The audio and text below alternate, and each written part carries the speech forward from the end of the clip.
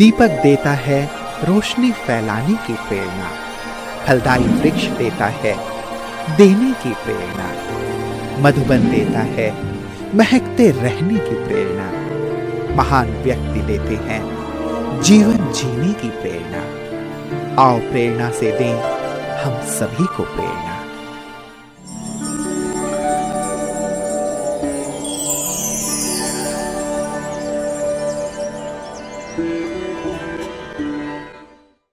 Moscow रूस की राजधानी एवं यूरोप का सबसे बड़ा शहर है।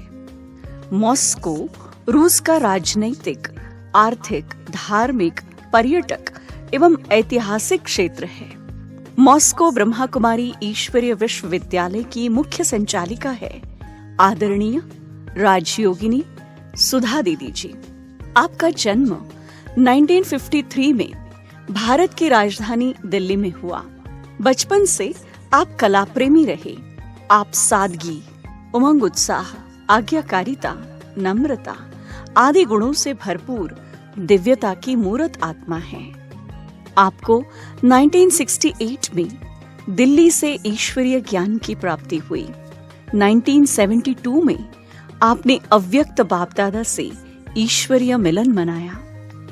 बाप दादा से विशेष प्रेरणा प्राप्त कर आपने अपना जीवन तुरंत ही ईश्वरीय सेवा में समर्पित कर दिया।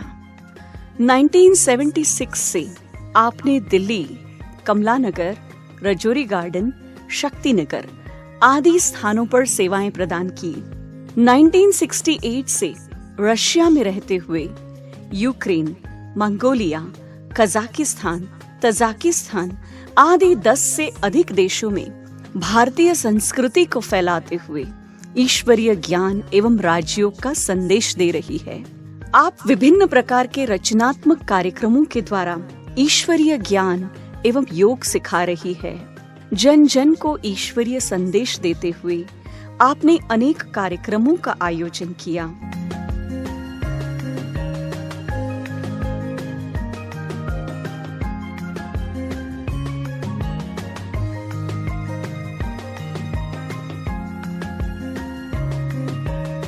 आपके निस्वार्थ सेवाओं के लिए आपको अनेक अवार्ड से सम्मानित किया गया।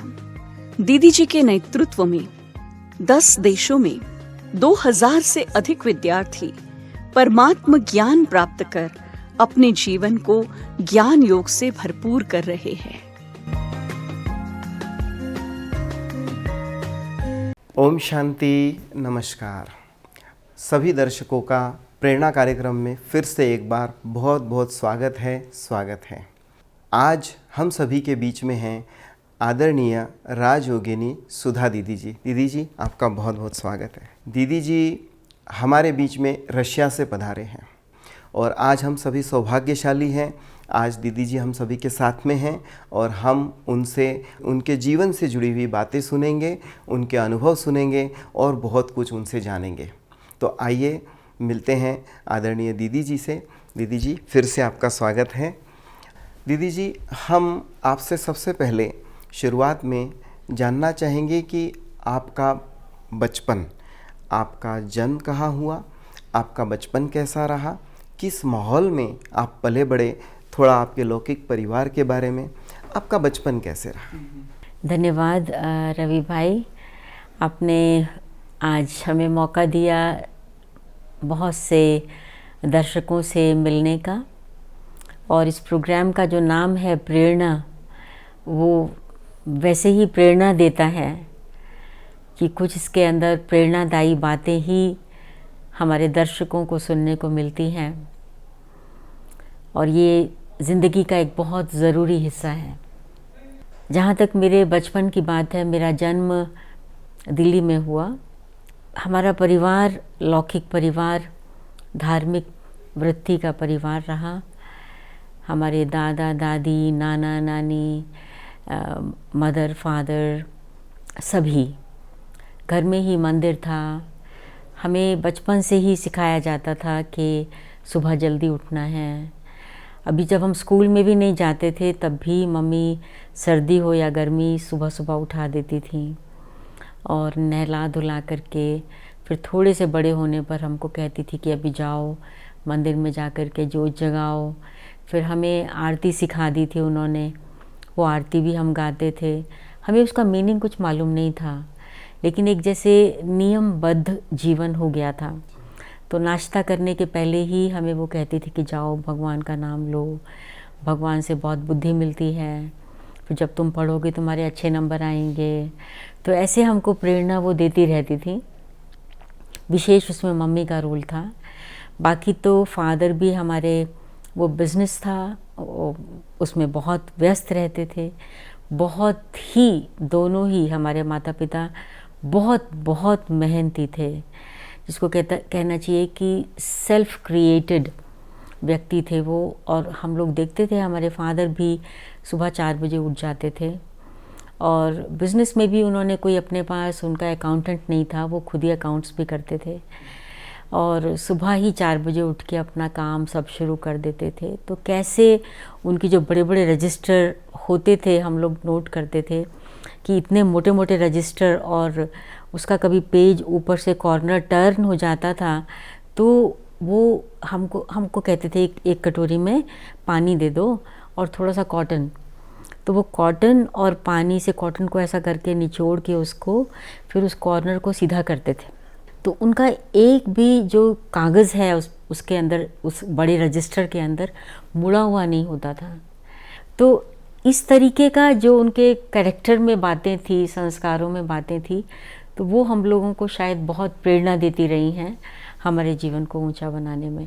तो इसलिए मैं ऐसा समझती हूँ कि अपने आप को बहुत भाग्यशाली कि ऐसे माता पिता के घर में जन्म हुआ। बहुत हम एंजॉय कर रहे हैं दीदी जी अपने लौकिक परिवार के बारे में, इतनी सुंदर बातें हमें बताई। सचमुच कलयुग में इस तरह का परिवार मिलना और परिवार में इस तरह की सात्विकता मिलना, ये एक भाग्य की बात है। तो दीदी जी, हम आपकी कुछ हॉबीज़ या आपकी कुछ ऐसी विशेषताएं जिनको आप रियलाइज़ करते हो, ज़रूर हम उसके बारे में भी जानना चाहेंगे। मेरी हॉबीज़ में मुझे मतलब सिंगिंग का बहुत शौक़ था। शायद हमारे परिवार में सभी को ही वो एक संस्कार था, और बचपन से लेके छोटेपन में ही म्यूज़िक का सब्जेक्ट भी हमने ले लिया था, इसलिए शायद बहुत गाते थे, बहुत माना बहुत। और उसके साथ साथ फिर मेरे को डांसिंग का बहुत शौक़ था, और कुछ इस तरीके की बच्चों के साथ, स्कूल जो पड़ोसी बच्चे थे उन लोगों के साथ खेलने का, और शाम को कभी अंताक्षरी खेलने का, कभी दूसरे गेम्स खेलने का, इंडोर गेम्स खेलने का।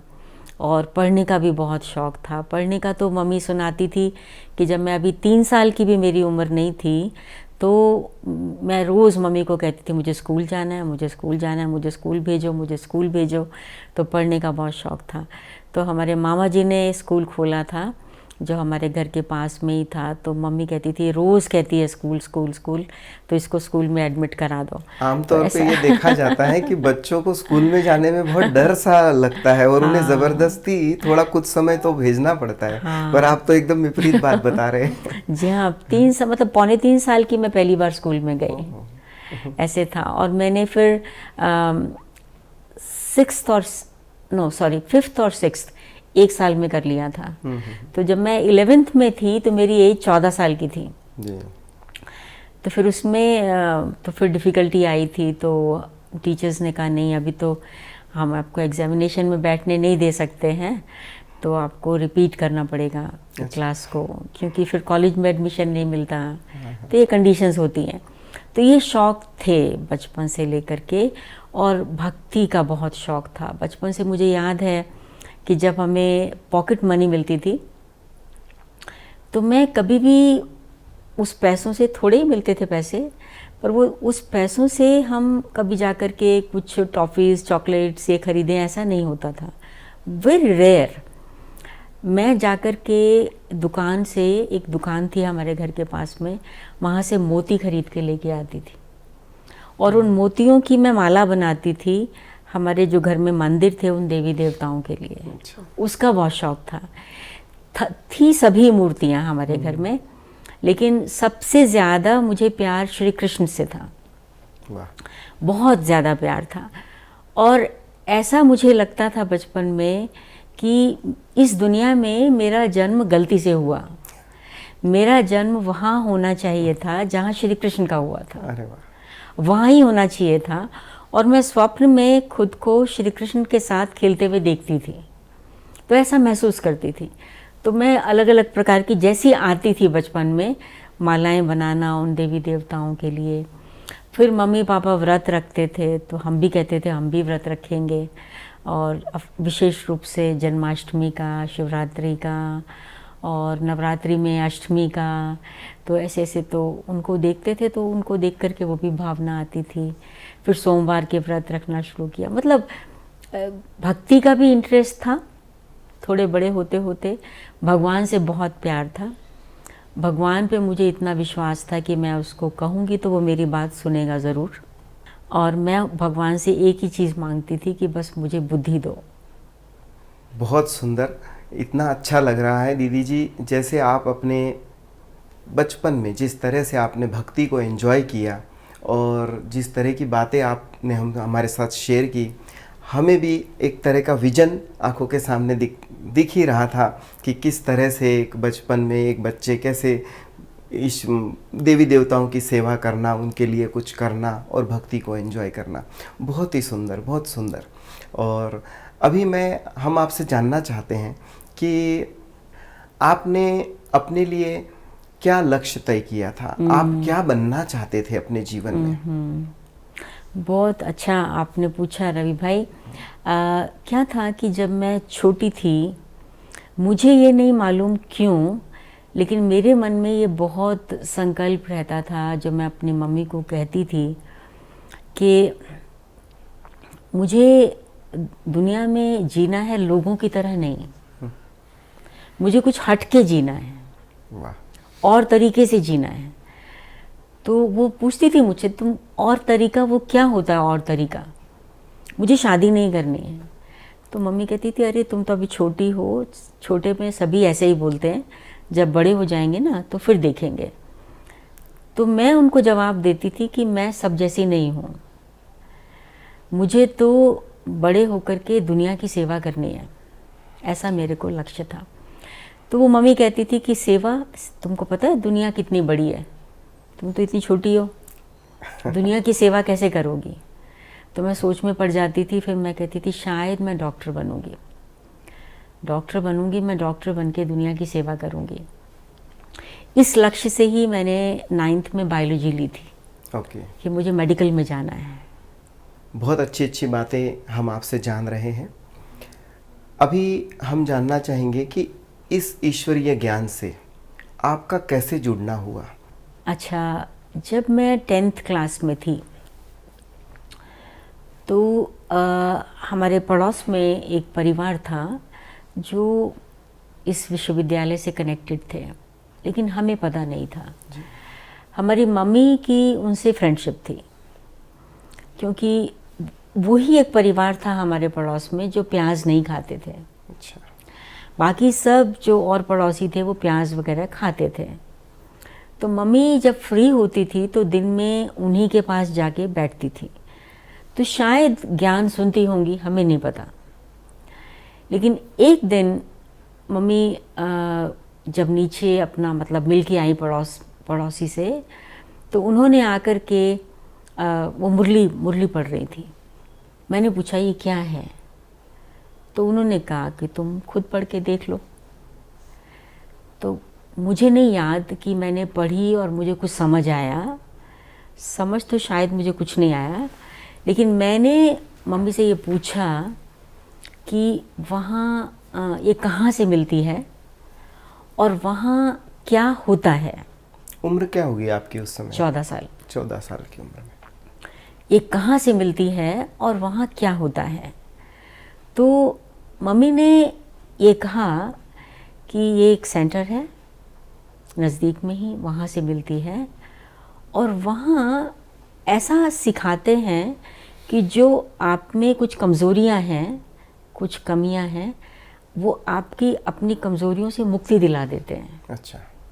बुराइयाँ छूट जाती हैं। तो मैंने कहा ये तो बहुत बढ़िया बात है, फिर तो वहाँ पे ज़रूर जाना चाहिए। ऐसा मैंने मम्मी से बात की। बात ख़त्म हो गई। मेरे एग्जामिनेशन के दिन नज़दीक थे और मैं तो पढ़ाई में लग गई। एक दिन मुझे याद है कि मुझे सुबह सुबह पढ़ने का बहुत शौक़ था, कुछ कुछ घंटे लगातार पढ़ती रहती थी। तो वही वाले जो पड़ोसी थे, तो उन्होंने देखा मैं छत पर घूम घूम के पढ़ रही हूँ, तो उन्होंने मुझे देखा और मुझे देखेगा, तुम 2 मिनट नीचे आओ और एक बहुत अच्छा गीत आ रहा है, मैं तुमको वो गीत सुनाना चाहती हूँ, तुम वो अच्छा लगेगा तुमको। उनको पता था हमको गीत गाने का शौक़ है। तो मैं, चलो बड़ी थी मेरे से नेचुरली, वो मैं उनके पास गई। तो वो गीत आ रहा था रेडियो में, और वो गीत था, किसी ने अपना बना के मुझको मुस्कुराना सिखा दिया। तो उन्होंने मुझे गीत सुनाया, मुझे अच्छा लगा, और फिर मेरे से उन्होंने पूछा कैसा लगा। हाँ, अच्छा लगा। तो थोड़ा सा ज्ञान उस गीत के आधार पे उन्होंने मुझे समझाया। क्या समझाया मुझे खास याद नहीं, क्योंकि मेरी बुद्धि उस समय पढ़ाई में थी। उसके बाद तो मैं चली गई, लेकिन एग्जामिनेशन जब पूरा हुआ, पूरा होने के बाद मैंने अपने लौकिक फादर को कहा कि मुझे सेंटर पे जाना है। उन दिनों क्लास 5:30 बजे सुबह शुरू होती थी। तो उन्होंने कहा ठीक है जाओ। तो जब मैं सेंटर पे गई, हमारे घर से 15 मिनट वॉक होगा, ज़्यादा नहीं। जब मैं वहाँ गई तो मैंने वहाँ टीचर, और वो टीचर कौन थी? गुलजार दादी। मैंने गुलजार दादी को देखा। जब मैंने गुलजार दादी को देखा, वो हॉल के बाहर ही खड़ी थी कॉरिडोर में, और जब मैंने उनको देखा तो मेरे को इतना क्लियर महसूस हुआ कि मुझे ये बनना है। अच्छा, दादी जी को खड़े देखा और मन में विचार आया कि इनके जैसा बनना है, ऐसा ही बनना है जी। ये मेरा डिसीजन हो गया। ओके। सिर्फ ये विचार नहीं था, ये निर्णय था। उसके बाद तो हम क्लास में चले गए जी। कोर्स वोर्स तो कुछ किया नहीं था। क्लास में जो गीत बजे वही सुन रहे थे, गीत क्या बज रहे हैं, गीतों का शौक़ था। मुरली क्या हुई क्या नहीं हुई कुछ समझ में नहीं आया। लेकिन जब मैं घर में आई तो मैंने घर आके अपने फादर को बोला कि मुझे ऐसा बनना है। तो उन्होंने कहा कि ठीक है, लेकिन अभी तो तुम बहुत छोटी हो, अभी तो पढ़ाई पढ़नी है, फिर बाद में देखेंगे। तो मैंने कहा नहीं देखेंगे तो, लेकिन मैंने ऐसा ही बनना है। तो ये डिसीजन हो गया। फिर उसके बाद मैं 11th में हो गई, हायर सेकेंडरी के एग्जामिनेशन पूरे हो गए। फिर अब एडमिशन की बात आई मेडिकल कॉलेज में, प्री मेडिकल, क्योंकि सबको पता था। हमारे फादर भी मुझे डॉक्टर ही बनाना चाहते थे और मम्मी चाहती थी कि मैं प्रोफेसर बनूं। तो लेकिन और तब तक हमने सुन लिया था कि 1976 में तो दुनिया ख़त्म हो जाएगी। अच्छा, उस समय ये वातावरण था। 76 में दुनिया ख़त्म हो जाएगी। तो मेरे को तो ऐसा बनना है, और अगर मैं मेडिकल में चली जाऊंगी, 69 था ऑलरेडी अभी, तो मेरी तो ज़िंदगी पढ़ाई में ही चली जाएगी जी। तो मैं सेवा कब करूंगी? तो मैंने ज़िद ठान ली कि नहीं, मुझे मेडिकल में नहीं जाना है। अच्छा, नहीं जाना है, और मेरे को इस टीचर्स ट्रेनिंग के लिए जाना है, मधुबन में जाना है जी। लेकिन हमारे फादर ने नहीं माना। मेडिकल के लिए चलो ठीक है नहीं जाना, पर पढ़ना तो है ही है। तो फिर मैं बीएससी बॉटनी ऑनर्स किया। उसके बाद भी उन्होंने नहीं माना, मैंने एमएससी किया। लेकिन मेरी ये जो ज्ञान की पढ़ाई थी, ईश्वरीय ज्ञान की, वो पढ़ाई कंटिन्यू रही। मैंने कभी भी क्लास मिस नहीं की, ना उस स्कूल यूनिवर्सिटी में ना इस यूनिवर्सिटी में। और रेगुलर पढ़ाई पढ़ते रहे। और बस मैं उस दिन के इंतज़ार में थी कि जब मेरी पढ़ाई पूरी होगी तो फिर मैं उसके बाद अपने जीवन को सरेंडर करूँगी। तो मैंने यूनिवर्सिटी से, दिल्ली यूनिवर्सिटी से ही एमएससी बीएड किया जी। तो 1976 में मेरी पढ़ाई पूरी हुई। उसके बाद अपना जीवन को समर्पित कर दिया। तो आपका ज्ञान का शुरुआती कोई ऐसा अनुभव इस ईश्वरीय ज्ञान में जुड़ने के बाद? अगर कोई ऐसा हो तो हम ज़रूर आपसे सुनना चाहेंगे, शुरुआती दिनों का कोई विशेष अनुभव। शुरुआत में जब हम लोग ज्ञान में, जब मतलब पहली दफ़ा मैं सेंटर पे गई कुछ दिन लगातार, वो तो हम सुबह की क्लास में ही गए। लेकिन जब फिर समर वेकेशन हुआ तो उस समय हमको बच्चों की तरह ज्ञान दिया जाता था। छोटे बच्चे ही थे हम, कुमारियाँ थे बहुत सारे, तो छोटा छोटा थोड़ा थोड़ा, भाई आज का टॉपिक भगवान सर्वव्यापी नहीं है, आज का टॉपिक आप आत्मा है और आत्मा और शरीर में अंतर क्या है, ऐसे थोड़ा थोड़ा बताया जाता था। और लेकिन हमें योग नहीं सिखाया गया था कभी भी। अच्छा, योग कैसे करना है, शायद हम बच्चे थे इसलिए थोड़ा थोड़ा ज्ञान सुना दिया गया। लेकिन मुझे याद आता है कि एक दफ़ा फिर भी हमको साइलेंस में बिठाते थे, और याद आता है कि एक दफ़ा मुझे मतलब एकदम जैसे लाइट हो गया सारा, टोटल ऐसा गोल्डन रेड लाइट, क्योंकि शायद 3 लोग का चित्र हमको समझाया गया था, और वो गोल्डन रेड लाइट का अनुभव हुआ, जो परम धाम का एरिया है, परम धाम का। उस समय समझ तो कुछ नहीं आया, लेकिन वो एक अनुभव उस समय पर ऐसा वाला हुआ था। ये शुरू का अनुभव है जी।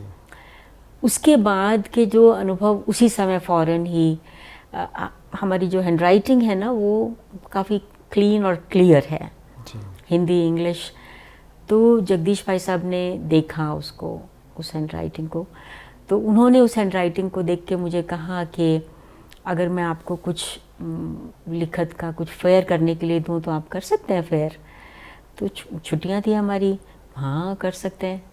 तो भाई साहब के साथ कनेक्शन उन्हीं दिनों से हो गया। ओके।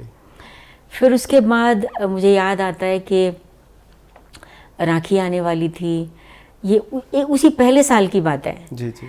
तो राखी आने वाली थी, और तो राखी पर कोई पब्लिक प्रोग्राम करना था।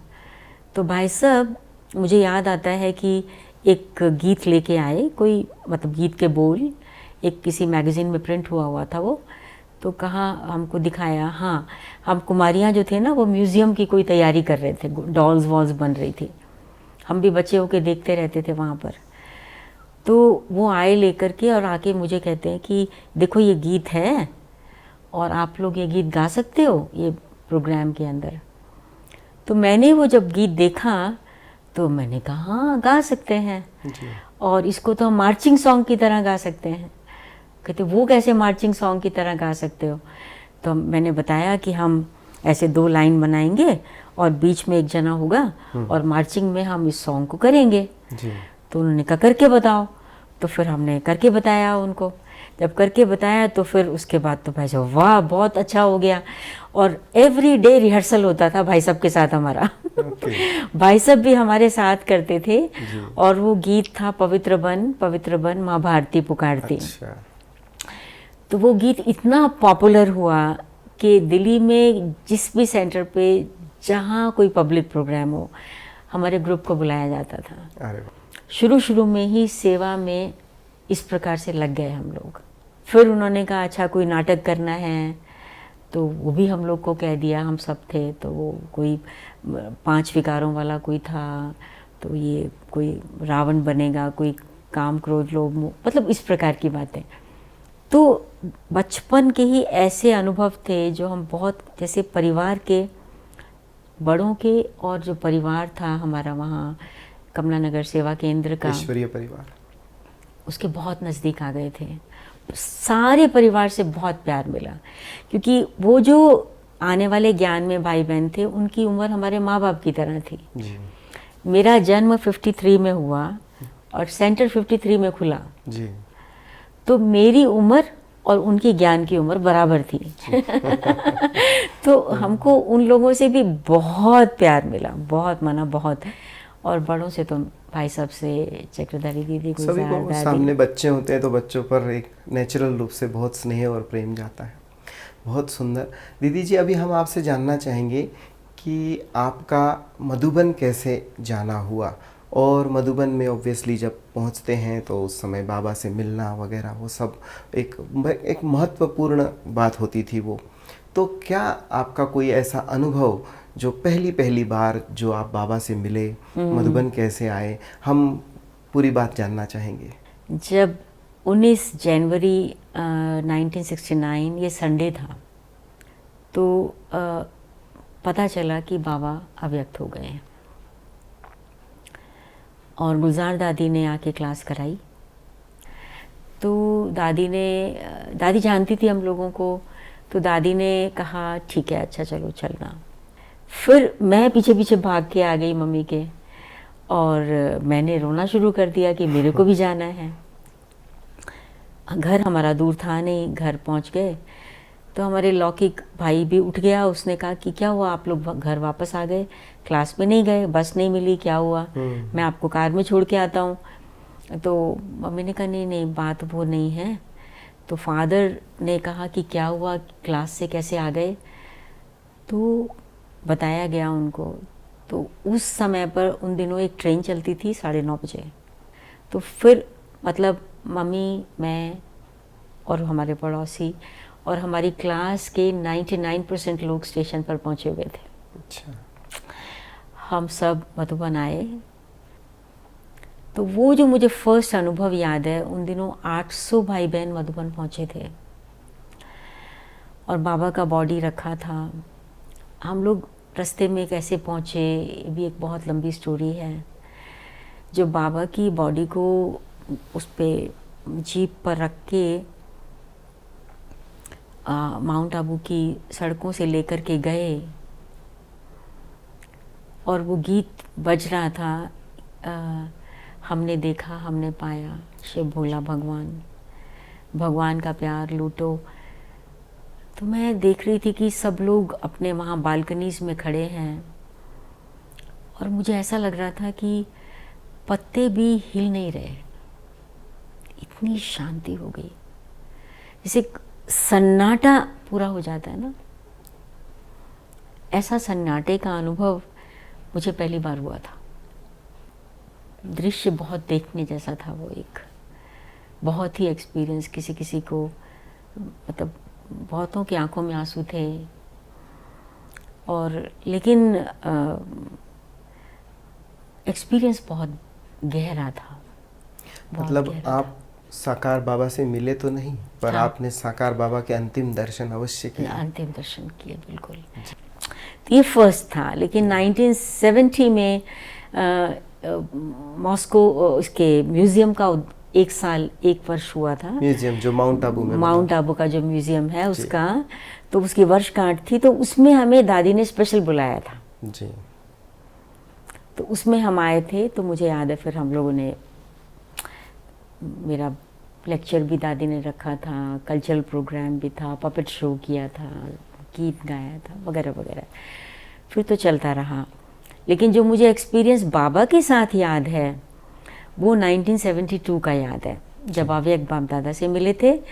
तो उसमें बाबा के रूम में ही हमारा कुमारियों का ग्रुप था, कमला नगर की कुमारियाँ। तो मुझे याद है बाबा ने मुझसे प्रश्न पूछा था कि तुम 100 ब्राह्मणों से उत्तम कन्या हो या 20,000 ब्राह्मणों से उत्तम कन्या हो। अच्छा। तब तक 20,000 ब्राह्मण थे यज्ञ में टोटल। तो मुझे याद है मेरा बचपन, जैसे जैसे भोलापन होता है, तो मेरा उत्तर था 20,000 ब्राह्मणों से उत्तम। जी। तो ये था। तो उसी समय ही बाबा ने जैसे आगे बढ़ने का एक संदेश दे दिया था। और वो लीडरशिप की जो क्वालिटीज़ थी ना, तो वो शायद तब से डेवलप होना शुरू हो गई। तो कुमारियों का ग्रुप जो आता था तो वो उसका लीडर मैं ही होती थी। अच्छा, वो चीज़ शायद बाबा ने नोट कर ली, नोट की होगी शायद। तो जैसे आप बता रहे हैं कि 72 से आपको याद है अव्यक्त बाप दादा से आपके मिलना, तो बहुत लंबा समय होता है। उस समय से आप बाप दादा से समय प्रति समय मिलते ही रहे होंगे। तो हम सभी को आप प्लीज़ ये भी बताइए कि कोई ऐसे विशेष वरदान जो अभी भी आपके दिल के करीब हो, जो बाबा ने आपको दिए और उनको आपने अपने जीवन में अनुभव किया प्रैक्टिकली। तो मेरे को इस पर न केवल ये शब्द हैं मेरे लिए, लेकिन मेरे को इस पर बहुत बहुत बहुत गहरा विश्वास है। जी। लेकिन बाबा ने साथ साथ ये भी एक विधि बता दी थी। 4 सब्जेक्ट्स हैं। बाबा ने मुझे कहा था कि आपके बहुत अच्छे मार्क्स हैं ऑलरेडी ज्ञान में और सेवा में, लेकिन आपको योग और धारणा के सब्जेक्ट में मार्क्स को और बढ़ाना है। तो जब मैंने इस पर एनालाइज करना शुरू किया तो मैंने ये नोट किया कि जो मेरा बचपन में ही एक सेंसिटिव नेचर था, कोई किसी ने कुछ छोटा सा कुछ बोल दिया, कोई कमेंट कर दिया, थोड़ा सा ऊंचा बोल दिया, थोड़ा सा डांट दिया, तो वो ये जल्दी से रोना आ जाता था। अच्छा। तो वो मेरा सेंसिटिव नेचर अभी तक है। तब मैंने नोट किया जब बाबा ने मुझे कहा था, तो मैंने उस पर ध्यान देना शुरू किया। ऐसा नहीं कि सेंसिटिव नेचर पर मेहनत की, लेकिन मैंने इतनी मेहनत की योग पर, ज्ञान पर, सेवा पर, कि वो जो नेचर था ना, सेंसिटिव नेचर, वो ख़त्म होना शुरू हो गया। क्योंकि बाबा केवल वरदान नहीं देते हैं, बाबा उस वरदान को प्रैक्टिकल में लाने की विधि भी बताते हैं। जी। फिर एक वरदान बाबा ने दिया था जब पहली बार हमारे, मतलब मैं, कमलेश बहन और हमारे पेरेंट्स दोनों, मदर फादर पहली बार आए थे। जी। तो हम इकट्ठे आए थे और बाबा से इकट्ठे मिले थे। तब बाबा ने कहा था कि आप बहुत लकी परिवार हो। तो मतलब परिवार कैसे कि जैसे कि बच्चे जो हैं वो माँ बाप से आगे हैं इस रूप से, क्योंकि हमारे माँ बाप की पहचान बच्चों हमसे होती थी, ये उनके मम्मी पापा हैं, उनके मम्मी पापा हैं, हमको सब जानते थे। तो बाबा ने कहा था कि ये बहुत लकी परिवार है। तो ये भी एक जैसे वरदान था। और फिर तीसरी बात बाबा ने कहा था कि लोग तो जैसे कभी होता है ना, आज के बाबा की मुरली में भी था ईर्ष्या की बात, कि जब आप आगे बढ़ते हैं तो कोई ईर्ष्या वाले लोग भी निकलेंगे। लेकिन बाबा ने मुझे कहा था कि आप उसकी परवाह नहीं करना, आप जो है अपने ही रास्ते पे आगे चलते जाना, और उन आत्माओं के प्रति शुभ भावना रखते हुए, तो आज नहीं तो कल उनकी भावना आपके लिए बदल जाएगी। तो ये प्रैक्टिकली हमने अपने जीवन में अनुभव किया। तकदीर की लकीर गहरी और लंबी, मैंने कभी सोचा भी नहीं था कि मुझे विदेश में जाना होगा, और सो भी दुनिया के सबसे बड़े देश में जाना होगा। लेकिन मुझे याद है मैंने जब पहली बार मुरली सुनाई क्लास में, तो वो मुरली आधे घंटे में पूरी हो गई। जी। जब गुलजार दादी सुनाती थी या चक्रधारी दीदी तो 1 घंटा लगता था, और मेरी तो आधे घंटे में पूरी हो गई। तो मैं हैरान हो गई कि मैंने अंदर ही सोचा, अच्छी से सुनाई, जल्दी जल्दी भी नहीं सुनाई, ये पूरा कैसे हो गया। लेकिन घबराई नहीं। जी। और मैंने कहा सब भाई बहनों को, मुरली पूरी हो गई, अभी तो आधा घंटा बाकी है, तो दूसरी मुरली सुनाओ। तो वो कहते हैं हाँ सुनाओ। अच्छा। तो वो दूसरी मुरली भी सुना दी। जी। वो आधे घंटे में पूरी हो गई। किसी ने रोका नहीं, किसी ने टोका नहीं, किसी ने कोई कमेंट नहीं किया। मुरलियाँ 2 पूरी होने के बाद सबने अरे वाह क्या बढ़िया मुरलियाँ सुनाई, हमको मुरली के पॉइंट्स याद हैं, उसके भी याद हैं। वो लोग जगदीश भाई के पास गए, भाई साहब क्या बढ़िया मुरली सुनाई उसने। उस समय मेरी एज 16 साल होगी जी। 16 साढ़े 16 साल। और भाई साहब ने मुझे टोली दी इतनी सारी। तो मतलब अब मैं सोच सकती हूँ कि उस समय मैंने क्या सुनाया होगा। और इतना कोई ज्ञान भी नहीं था, ना कोई ज्ञान की गहराई थी, ना कोई अनुभव था, दुनियावी अनुभव भी नहीं था, ज्ञान का अनुभव भी नहीं था। लेकिन ये भाई बहनों ने जिस प्रकार से प्रेज़ किया, अप्रिशिएट किया, तो शायद उन्होंने जो एनकरेज किया, उन्होंने मेरे उत्साह को कम नहीं किया, उनको एनकरेज किया, तो वो मेरे लिए एक बहुत बड़ा सपोर्ट बन गया। जी। तो मैं हर एक को ये कहती हूँ कि अगर कोई आपके क्लास में कोई छोटी कुमारी कोई मुरली सुनाए ना, तो आप उसको निरुत्साहित मत करना। मालूम नहीं वो कल को बड़ा होके क्या होगी वो।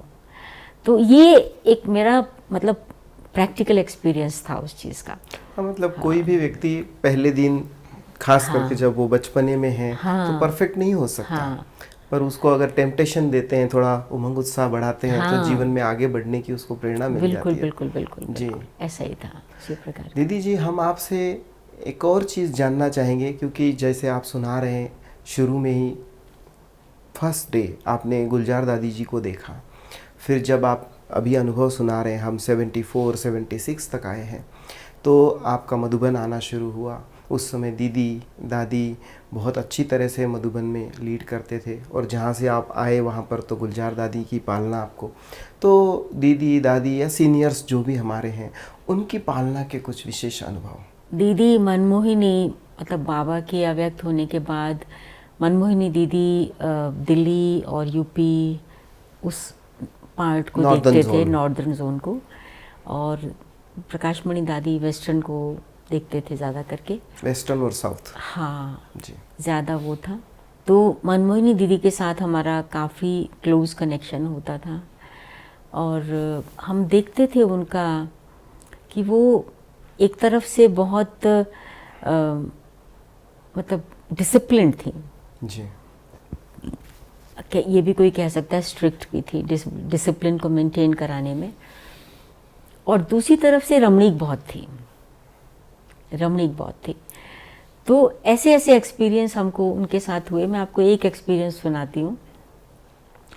ये बात भी ऐसे ही होगी, 70s की ही है बात ये। और हम लोग आए थे, मैं और कमलेश बहन, हमारी दिसंबर की छुट्टियां हुई थी। तो दिसंबर की छुट्टियों में अभी हम पढ़ ही रहे थे, छुट्टियों में हम मधुबन आए थे। तो उन दिनों अपनी बसेस तो कोई थी नहीं, वो नीचे वाली बसेस होती थी खटर खटर, और ये या जीप कोई मिलती थी ऐसी वाली। तो सवेरे सवेरे 4 बजे पहुंचती थी हमारी ट्रेन। तो हम कैसे लेकर के पहुंचे ऊपर थोड़े दिन के लिए, छुट्टियां पूरी होके जाएंगे वापस। तो ये मधुबन में ये हवा तो थी ही कि हम लोग गाते हैं, और 18 जनवरी नज़दीक आने वाला था। तो मुझे याद है एक राजेंद्र भाई होते थे यहाँ पर जो म्यूज़िक बजाते थे जी। लेकिन उन्होंने मुझे आके कहा कि आप लोग हमको 18 जनवरी के उपलक्ष्य में गीत रिकॉर्ड करने हैं, तो आप लोग आप यहीं हो तो रिकॉर्ड करके जाओ जी। तो हम तो कल जा रहे हैं, तो कितने बजे ट्रेन है? तो दोपहर को ट्रेन है। तो उन्होंने कहा कि, मैंने कहा अच्छा एक गीत तो मैंने बनाया हुआ है और वो रिकॉर्ड कब करना है, किस समय करेंगे? तो कहते हैं दोपहर को तो नहीं कर सकते क्योंकि शोर होता है बहुत, उन दिनों कोई स्टूडियोज तो थे नहीं, तो रात को करेंगे। तब मुझे याद है कि विशाल भवन का कोई कमरे बने हुए थे, तो कहा रात को ही कर सकते हैं, आप लोग रात को जाग के कर दोगे? मैं और कमलेश बहन थे। तो उन्होंने कहा कि 2 या 3 गीत हमारे पास भी हैं, 4 गीत हो जाएंगे। तो हमने कहा ठीक है। और तो राजेंद्र भाई थे रिकॉर्ड करने के लिए, एक कोई गुजरात के भाई थे ये हारमोनियम बजाने के लिए, और विलास भाई थे तबला बजाने के लिए। मुझे अभी तक ये दृश्य याद है। और एक चौथा भाई था, क्योंकि ठंडी बहुत थी, जनवरी था, चाय बना के लेके आने के लिए वो चाय बनाने के लिए था। और हम 2 बहनें, तो हमने पूरी रात वो 4 गीत रिकॉर्ड किए। अच्छा, अब उसके बाद नेक्स्ट डे क्लास में आ गए, मेडिटेशन हॉल में क्लास थी। तो मुझे अभी तक याद आता है कि किसी ने आकर के दीदी को कहा कि दीदी ये लोगों ने आज पूरी रात गीत रिकॉर्ड किए, 4 गीत रिकॉर्ड किए हैं इन लोगों ने, छोटे छोटे तो थे ही हम लोग। तो दीदी देखती हैं हम लोगों की तरफ, अच्छा रात को गीत रिकॉर्ड किए, कहाँ पर किए थे? तो वहाँ किया था। और कौन था? तो अब बता दिया हमने सब कुछ। दीदी ने कुछ कहा नहीं हमको, लेकिन हमको दीदी के बात करने के स्टाइल से पता चल गया कि हमसे कोई गलती हुई है।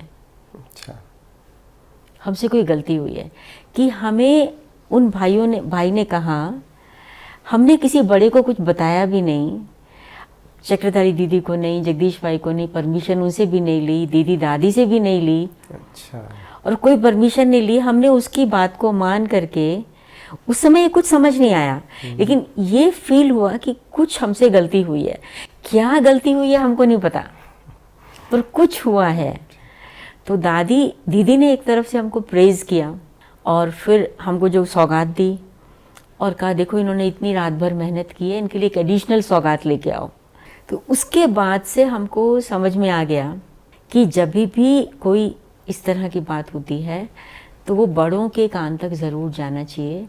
अगर पहली बात तो परमिशन लेना चाहिए, इन केस परमिशन की भी बात नहीं, इन्फॉर्मेशन वो तो ज़रूर होना चाहिए, उसी में हमारी सेफ्टी है।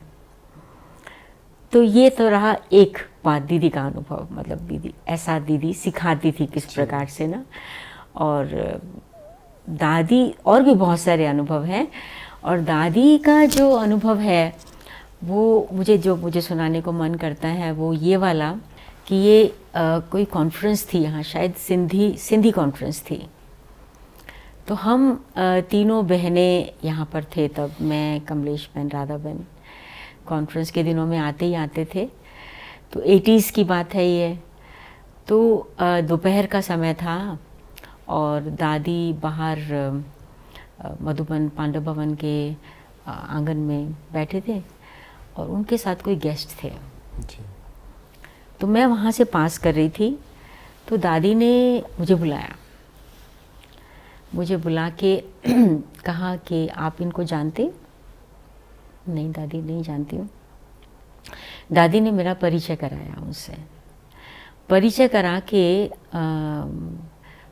दादी ने कहा उनको कि ये 3 बहनें हैं, तीनों यही हैं इस समय, लेकिन दूसरी 2 कहीं और होंगी अभी।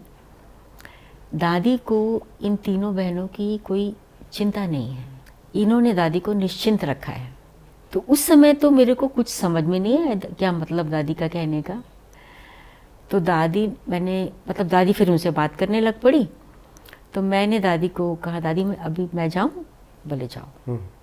तो उस समय तो ये बात समझ में नहीं आई मेरे को, लेकिन कुछ वर्ष बीतने के बाद मुझे ये रियलाइज़ हुआ कि कितना इम्पोर्टेंट है अपनी स्थिति को ऐसा रखना कि जो बड़ों को हमारी चिंता ना करनी पड़े, उनको सोचना ना पड़े कि पता नहीं क्या होगा, कहीं इनको माया ना पकड़ के ले जाए, यंग हैं अभी ये, माया तो बहुत अट्रैक्टिव है ना, एक तरह का फेथ।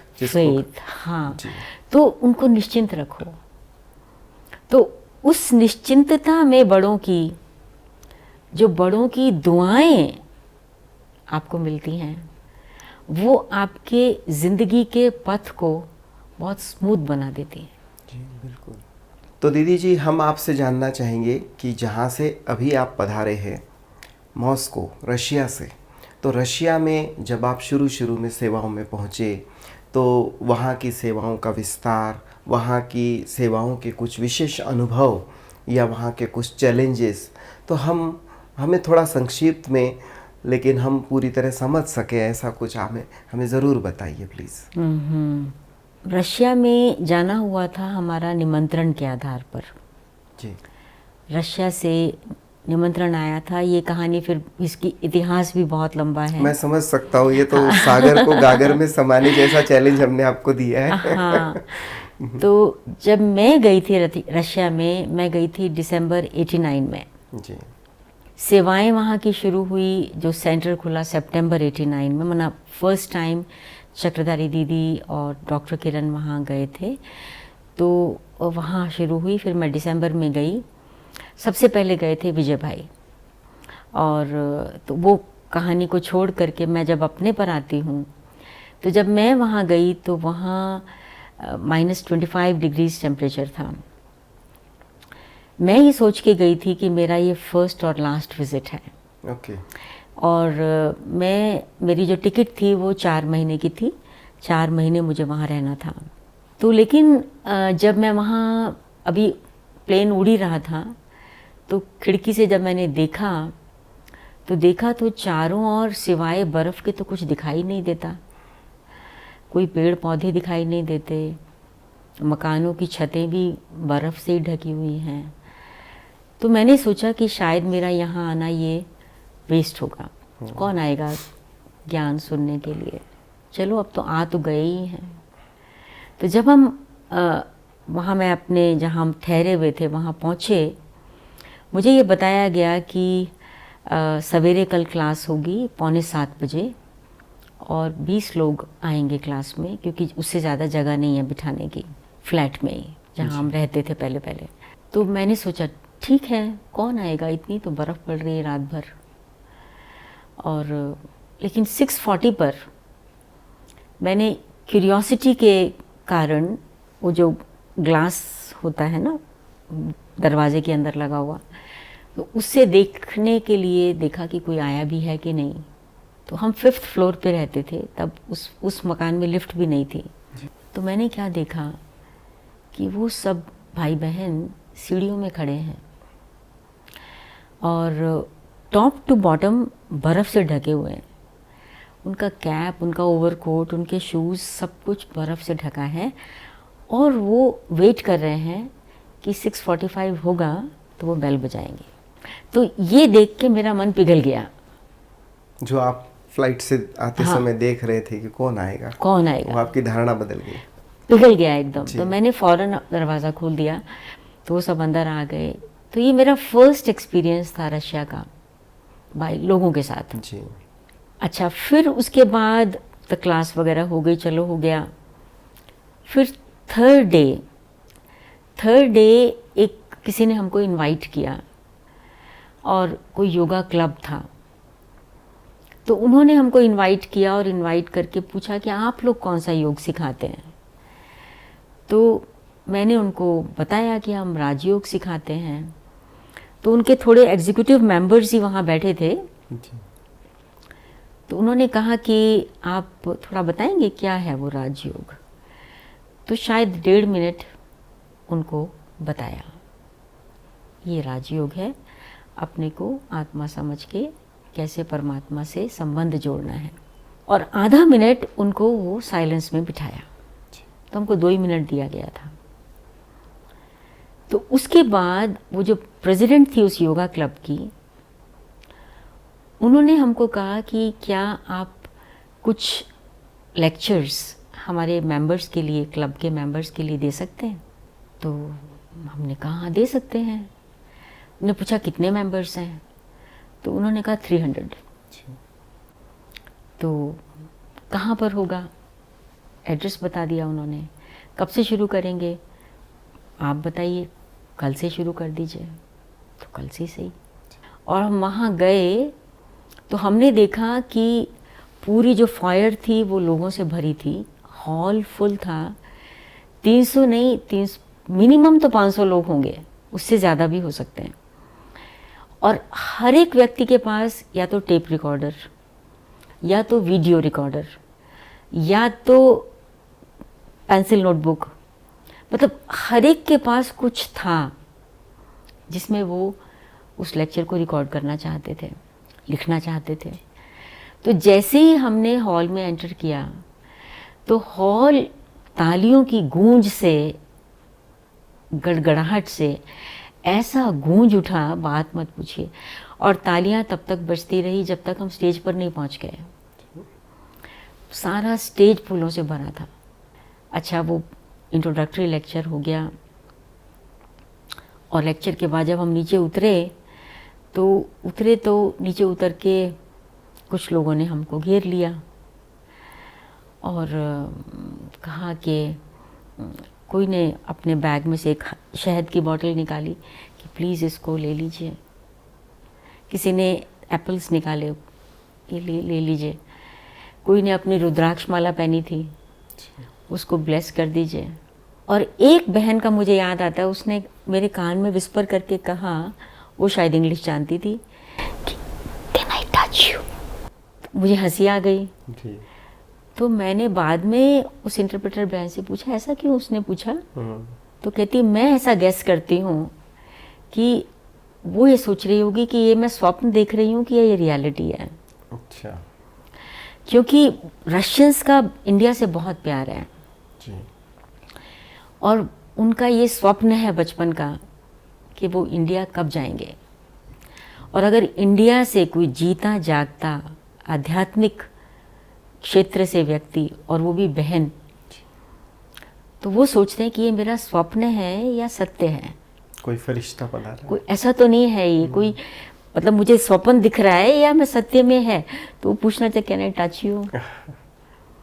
तो जब मैंने ये देखा ना, सेकंड एक्सपीरियंस था, तो उसके बाद मुझे समझ आ गया कि ये मेरा फर्स्ट विजिट तो है मगर लास्ट नहीं है। जी, आपकी यहाँ ज़रूरत है।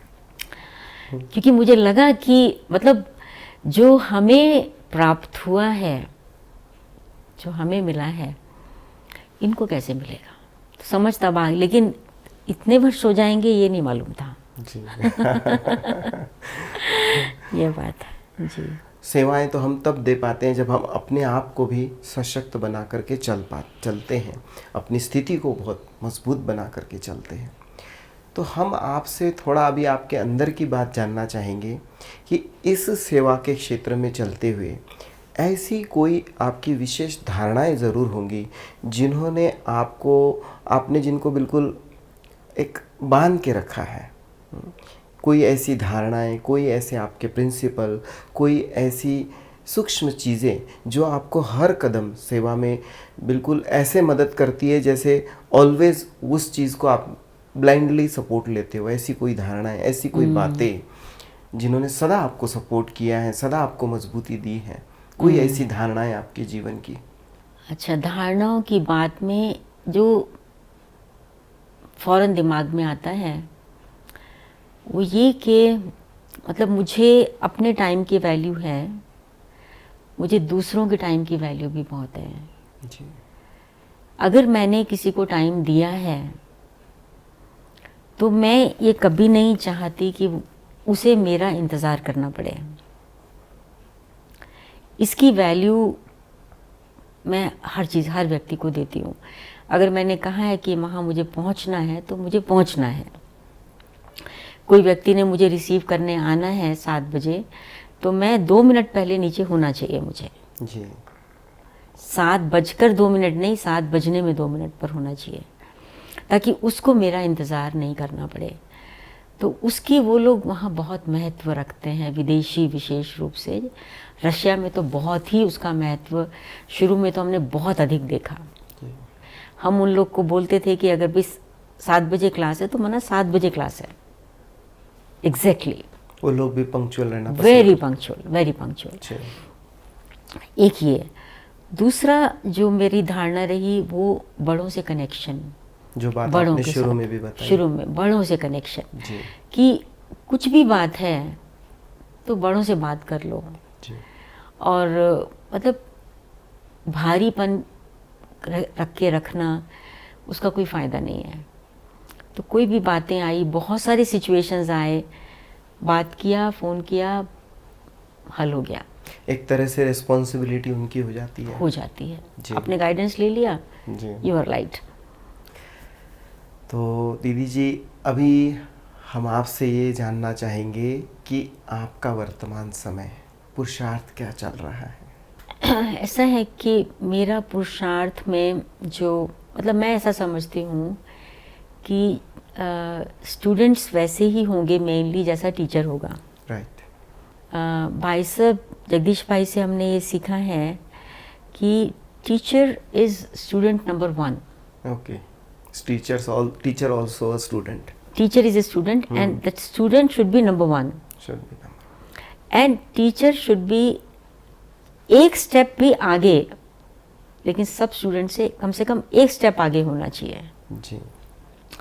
अगर आपको भी उतना ही ज्ञान है जितना उनको है, अगर आपकी भी वही धारणा है जो उनकी है, अगर आप भी उतनी सेवा करते हैं जैसे वो करते हैं, आपका भी उतना ही योग है, तो आप टीचर क्यों हैं फिर?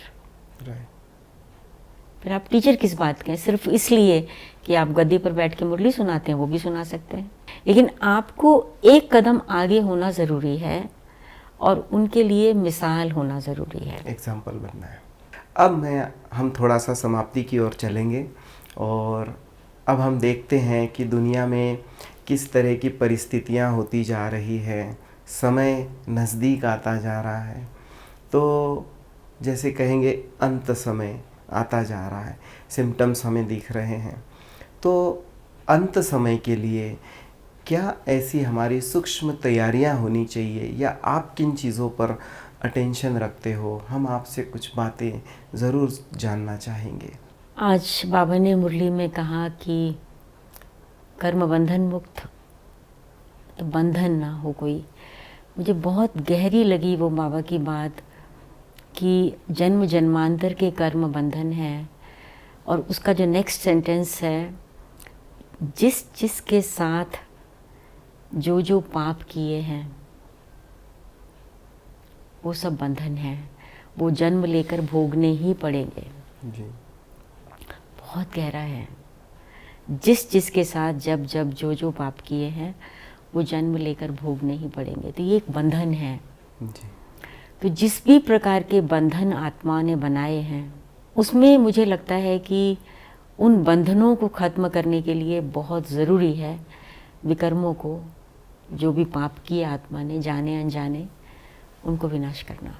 तो उसमें बाबा से जो हमारा पुरुषार्थ विशेष चाहिए ना, अभी अंत में जो वही काम आएगा, एक बल एक भरोसा, तो वो अभी से वो अनुभव करने की ज़रूरत है। संबंध, एक से सर्व संबंध, नष्टो मोहा, सबसे बाकी, सबसे प्यार है लेकिन मोह किसी से नहीं है, फंसे हुए नहीं है किसी में भी। क्योंकि अभी मैं कल ही बात कर रही थी किसी से कि यूँ तो बाबा ने हमें त्रिकालदर्शी बनाया है, आदि मध्य अंत का ज्ञान, तीनों कालों का ज्ञान दिया है, पास्ट प्रेजेंट फ्यूचर।